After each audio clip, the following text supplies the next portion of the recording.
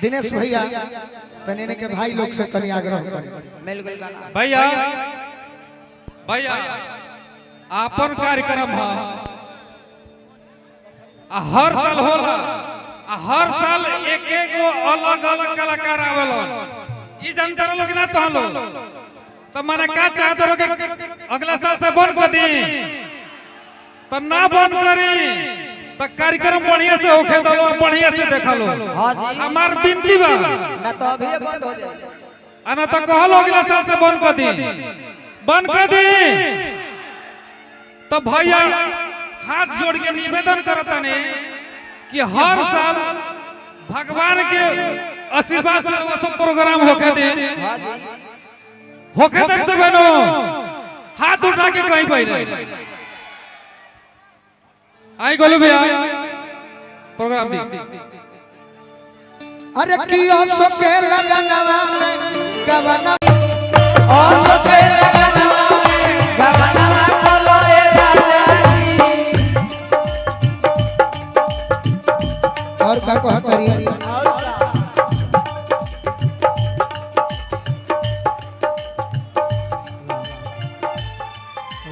तो जल्दी दो कहतरी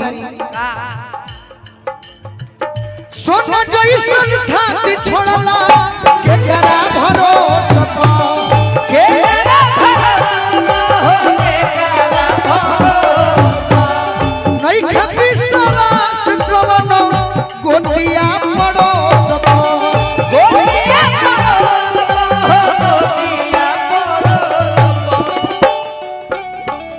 रही डाली दही के बथनवा कोलये राजा जी। रही डाली दही के बथनवा कोलये राजा जी। ओ सोके लगनवा में गवनवा कोलये ओ सोके लगनवा में गवनवा कोलये राजा जी।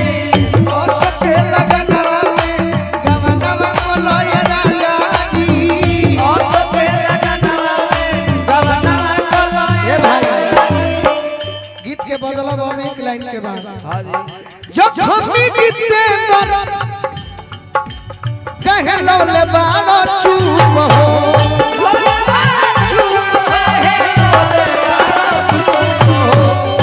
कवना सवतिया के भरतारा भूख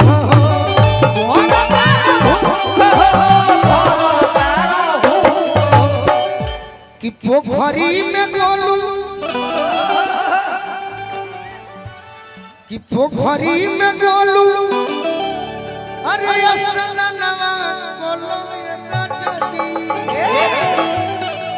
अरे कियो सोया गहनवा में गहनवा बोलो ये राजा जी। ओ सोया गहनवा में गहनवा बोलो ये राजा जी। ओ सोके लगनवा में गहनवा बोलो ये राजा जी। ओ सोके लगनवा में गहनवा बोलो ये राजा जी। जवनिया के बुआ भई गवनवा बोलो ये राजा जी। जवनिया के बुआ भई गवनवा बोलो ये राजा जी। अरे यो सोके लगनवा में गवनवा बोलो ये राजा जी। ओ सोके लगनवा में गवनवा बोलो ये राजा जी। ओ सोके लगनवा में गवनवा बोलो ये राजा जी। ओ सोके लगनवा में गवनवा बोलो ये राजा जी। ओ सोके लगनवा में गवनवा बोलो ये राजा जी। ओ सोके लगनवा में गवनवा बोलो ये राजा जी। ओ सोके लगनवा में गवनवा बोलो ये राजा जी। ओ सोके लगनवा में होइना होइना मनीष पांडे जी, चंदन भाई भाई हमारे पंकज यादव जी भावी जिला पंचायत प्रत्याशी वार्ड नंबर 15 से आशीर्वाद दिले बनी बार बार प्रणाम करो। अच्छा अच्छा चाचा हेलो बहुत बहुत धन्यवाद भाई गोलू राजा के रुआ सबे जौना तरह प्यार दे आ रहल बनी वही तरह प्यार बाबा भैरवनाथ के कृपा से बनौले रखी, बाबा बलेश्वर नाथ की कृपा से सदैव बनौले रखी। और आप सबके भी जीवन में खुशहाली हमेशा आवे।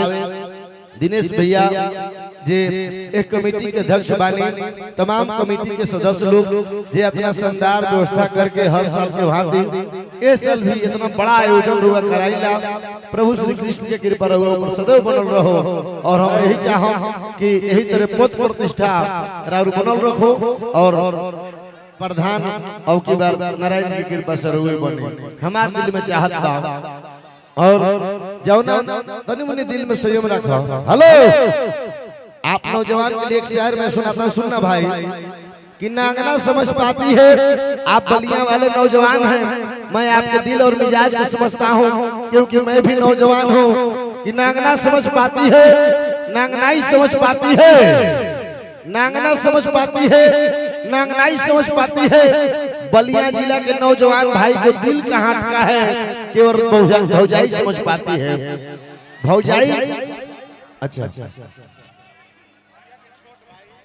दिनेश भैया के छोट भाई सनी यादव, रवि यादव, मनीष पांडे जी के तरफ से भाई गुरुजा के बहुत बहुत पुरस्कार बांटे।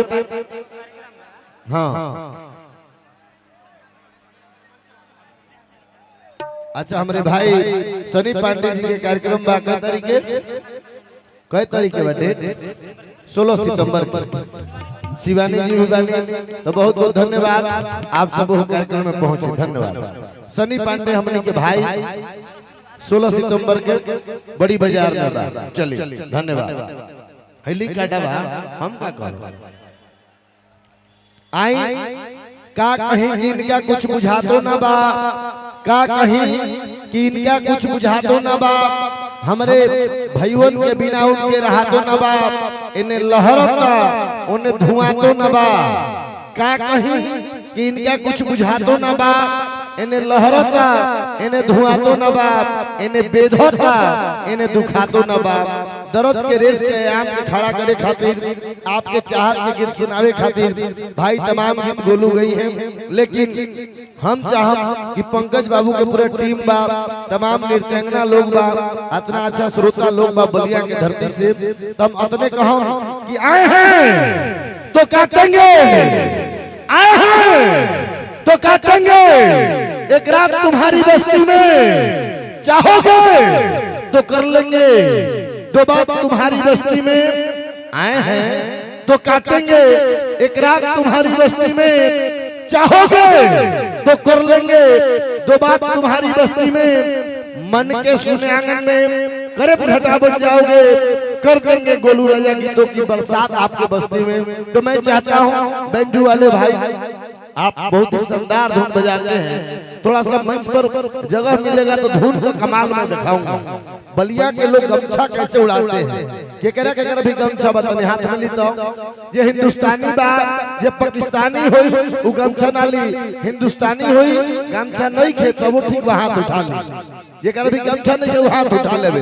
ये भारत देश के बाप ये पाकिस्तान कोई हाथ मत उठाई, ये सच्चा हिंदुस्तानी में हाथ उठाई तब बागी बलिया वीरों की धरती जवानों का देश, बागी बलिया उत्तर प्रदेश के नौजवान हाथ खड़ा कर लीजिए। यहाँ से शंखनाद देखना चाहता हूँ। गमछा वाले भाई थोड़ा यहाँ गमछा खड़ा कर लेना पूरा पूरा, कैमरे वाले रिकॉर्ड करना मेरा नहीं है, उधर का तस्वीर रिकॉर्ड करना। एक धुन बजाना भाई, एक धुन बजा देना। गमछा जदी उड़ी तो लागी कि बागी बलिया उत्तर प्रदेश के लोग कार्यक्रम के आनंद ले रहल बाटे, हिंदुस्तान के लोग आनंद ले रहल बाटे। उ बलिया जो आजादी के पहले आजाद भइल तो रुआ गमछा ना उड़ाई तो आजादी के ना काम के तनी हाथवा उठा ली पूरा पूरा, दोनों हाथ उठा ली।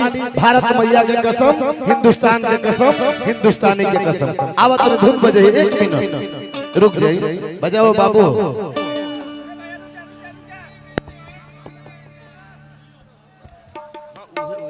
हेलो धुन कौन पंकज बाबू, धुन दोसर ना